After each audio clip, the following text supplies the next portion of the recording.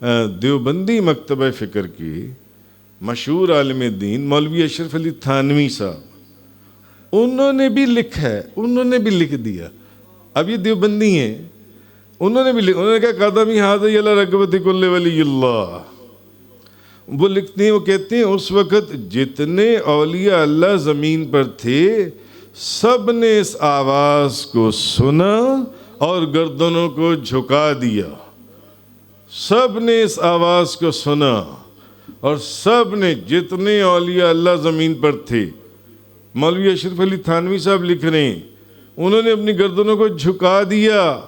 بلکہ بعض نے تو اولیاء اللہ نے یہ بھی کہا بل علی رأسی وعینی، بلکہ حضرت آپ کا قدم میری گردن پر نہیں، میری سر کی آنکھوں پر، میری سر کی آنکھوں پر.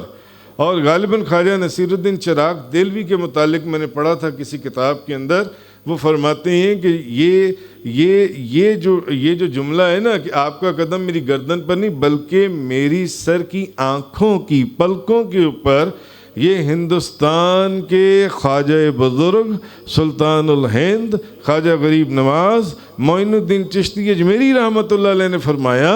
اور جب انہوں نے فرمایا تو خواجہ نصیر الدین چراغ دہلوی نے فرماتے ہیں اس وقت خواجہ قطب الدین بختیار کاکی بھی حضرت خواجہ بزرگ سلطان الہند خواجہ غریب نواز معین الدین چشتی اجمیری کے پاس موجود تھے.